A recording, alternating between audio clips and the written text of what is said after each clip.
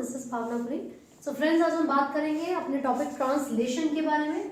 Basically जो translation है इसमें हम क्या बात करते हैं कि जो मैसेंजर आरएनए हमारे पास है, जो मैसेंजर आरएनए ट्रांसक्रिप्शन के रिजल्ट में बना था उसका प्रोटीन में कन्वर्ट होना, राइट। तो प्रोटीन को हम पॉलीपेप्टाइड चेन कहते हैं, ठीक है। तो जो प्रोटीन्स है उसकी जो फॉर्मेशन होगी वो किस तरीके से होगी, सबसे पहले उसके लिए कुछ इंपॉर्टेंट फीचर्स है, वो क्या क्या है। आपको मैसेंजर आरएनए की जरूरत है जो कि ट्रांसक्रिप्शन के रिजल्ट में बना था।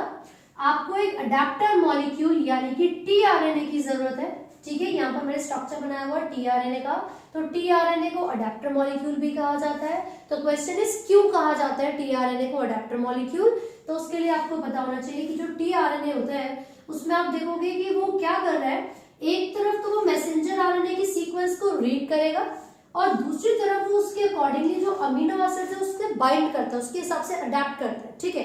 तो जो टीआरएनए है उसको अडेप्टर मॉलिक्यूल कहते हैं because on the one hand it binds to the amino acid, या फिर उससे पहले आप बोलोगे on the one hand it binds to the जो सीक्वेंस है, किसके सीक्वेंस, मैसेंजर आरएनए के, है ना। तो वो मैसेंजर आरएनए के कोडोन्स को रीड करता है, कोडोन्स को रीड करता है और फिर उसके हिसाब से एंटी कोडोन्स को लेके आएगा, है ना। तो एक तरफ वो मैसेंजर आरएनए के कोडोन्स को रीड करता है और दूसरी तरफ वो उसके रिस्पेक्टिव अमीनो एसिड से बाइंड करता है। इसीलिए हम कहते हैं कि जो टीआरएनए है वो क्या है, अडेप्टर मॉलिक्यूल, करेक्ट। पहले टीआरएनए को सोल्यूबल आरएनए भी कहा जाता था यानी कि एसआरएनए। 1 मार्क में ये क्वेश्चन भी काफी बार पूछ लिया जाता है, तो आपको पता होना चाहिए टीआरएनए को पहले एसआरएनए कहा जाता था यानी कि soluble RNA, but later on जब उसका फंक्शन पता चला कि वो क्या कर रहा है, अडेप्टर मॉलिक्यूल की तरह काम कर रहा है और ट्रांसलेशन यानी कि प्रोटीन सिंथेसिस में हेल्प कर रहा है, तो उसका टीआरएनए ट्रांसफर मॉलिक्यूल या ट्रांसफर आरएनए का नाम रखा गया। फिर उसके बाद जो चीज हमें चाहिए ट्रांसलेशन करने के लिए वो है राइबोसोम्स। देखिए राइबोसोम्स में क्या होता है, इसकी 2 सब यूनिट्स होती हैं। जब भी वो इनएक्टिव फॉर्म में रहता है तो राइबोसोम्स की 2 सब यूनिट्स होती हैं, स्मॉलर सब यूनिट एंड लार्जर सब यूनिट, करेक्ट। अब साथ में आप देखोगे कि जो राइबोसोम्स है लगभग 80 डिफरेंट प्रोटीन से मिलकर बने हुए अलोंग विद आरएनए। राइबोसोम किससे मिलकर बने हुए, आरएनए प्लस 80 डिफरेंट प्रोटीन्स, इनसे मिलकर जो राइबोसोम्स है वो प्रेजेंट होते हैं, बने हुए होते हैं। और जब भी इनएक्टिव स्टेट में होंगे तो इनकी 2 सब यूनिट्स होंगी, लार्जर सब यूनिट एंड स्मॉलर सब यूनिट, करेक्ट। तो मैसेंजर आरएनए, टीआरएनए और राइबोसोम्स की हमें जरूरत होती है ट्रांसलेशन करने के लिए। अभी मैंने आपको बताया कि जो टीआरएनए है उसका स्ट्रक्चर मैंने यहाँ पे बनाया हुआ है। जो आजकल सबसे ज्यादा पूछे जाने वाला क्वेश्चन है, नीट में भी पूछा गया है और आपके जो अभी एमसीक्यूज में जो 12th स्टैंडर्ड में क्वेश्चंस पूछे जा रहे हैं उसमें ये है कि जो टीआरएनए होता है उसमें जो एक अमीनो एसिड बाइंडिंग साइट होती है वो कौन से एंड पर प्रेजेंट होती है, तो वो 3 प्राइम एंड पर प्रेजेंट होती है, ठीक है। तो ये आपको याद रखना है, अमीनो एसिड बाइंडिंग साइट कहाँ प्रेजेंट है, 3 प्राइम एंड पर प्रेजेंट है। ये क्या है, ये वेरिएबल रीजन है, मतलब यहाँ के जो सीक्वेंसेस होते हैं वो वेरी कर सकते हैं, वो अलग अलग हो सकते हैं।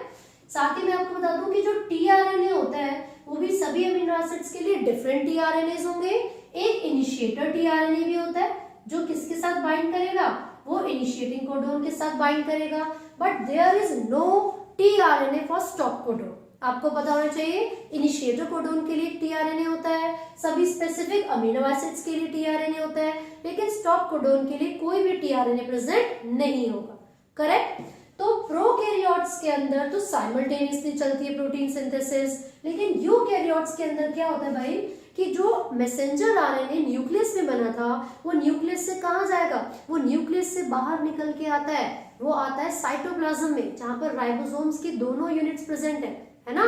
और फिर ये जो दोनों यूनिट्स हैं जब एक दूसरे के साथ कंबाइन करेंगी तो किसकी मदद से कंबाइन करेंगी, Mg2+, sorry that is magnesium. तो मैग्नीशियम एक ऐसा एलिमेंट है जो कि हेल्प करता है राइबोसोम्स की दोनों सब यूनिट्स को एक दूसरे के साथ जोड़ने में। जैसे ये दोनों जुड़ती हैं और मैसेंजर आरएनए के कांटेक्ट में आती हैं उसके बाद ही जो हमारा प्रोटीन सिंथेसिस का प्रोसेस है वो इनिशिएट होगा with the help of tRNA, correct. तो मान लीजिए हमारे पास ये कि मैसेंजर आरएनए के सीक्वेंस गिवन है, यहाँ पर AGU कोई सीक्वेंस था, उससे पहले भी बहुत सारे सीक्वेंस थे और यहाँ पर था AUG, ठीक है भाई। तो AUG इनिशिएटर कोडोन होता है, इससे पहले के जितने भी कोडोन्स प्रेजेंट थे वहां पर उनमें कोई भी ट्रांसलेशन नहीं होगी, क्यों नहीं होगी? क्योंकि प्रोसेस कहाँ से स्टार्ट होगा? प्रोसेस वहां से स्टार्ट होगा जहां पर क्या होता है, जहां पर इनिशिएटर कोडॉन होता है। तो क्योंकि AUG इनिशिएटर कोडॉन है तो उससे पहले आने वाले जितने भी सीक्वेंसेस होंगे उसमें कोई भी ट्रांसलेशन यानी कि प्रोटीन सिंथेसिस नहीं होगी।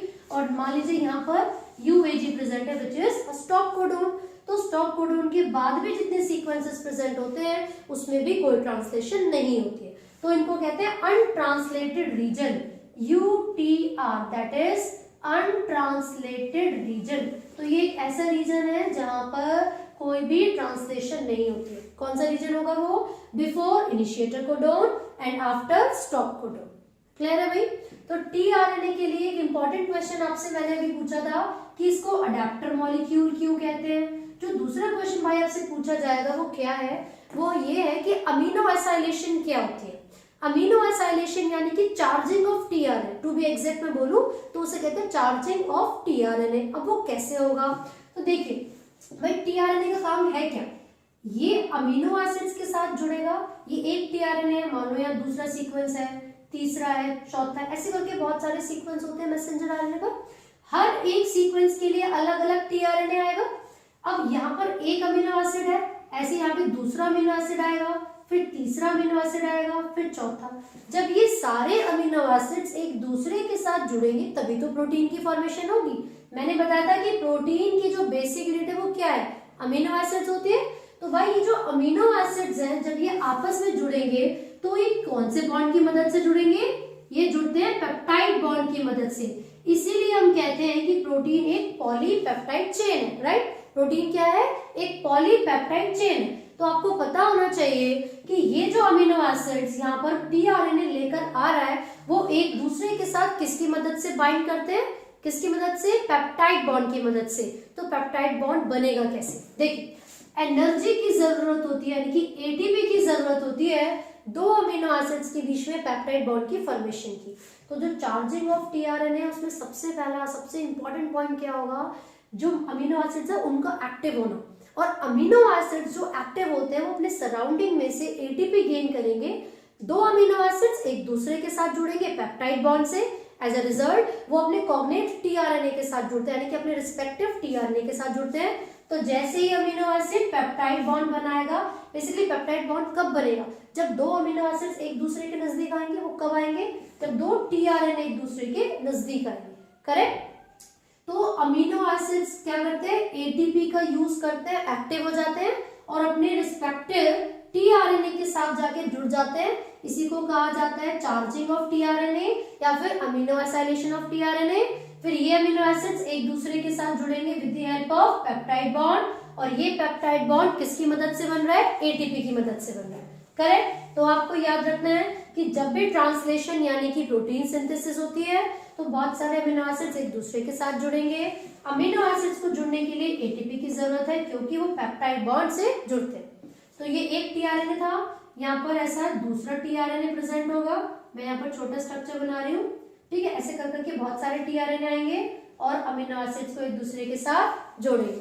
तो ये प्रोसेस इनिशिएट होता है इनिशिएटर कोडॉन AUG से, टर्मिनेट हो जाता है स्टॉप कोडॉन के आने पर। करेक्ट? तो एज अ रिजल्ट किसकी फॉर्मेशन हो जाएगी? प्रोटीन की फॉर्मेशन हो जाएगी। तो इसके रिस्पेक्ट में सबसे इंपॉर्टेंट क्वेश्चन क्या पूछा जाएगा? tRNA को अडेप्टर मॉलिक्यूल क्यों कहते हैं? चार्जिंग ऑफ tRNA या फिर अमीनो एसाइलेशन क्या होती है? जो दोनों सबयूनिट्स हैं वो आपस में जुड़ेंगी तो किसकी मदद से जुड़ेंगी? मैग्नीशियम, है ना?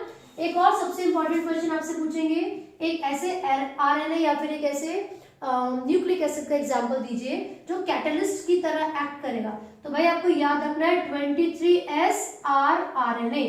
23S rRNA ये एक ऐसा न्यूक्लिक एसिड है जो कि कैटलिस्ट की तरह एक्ट करेगा।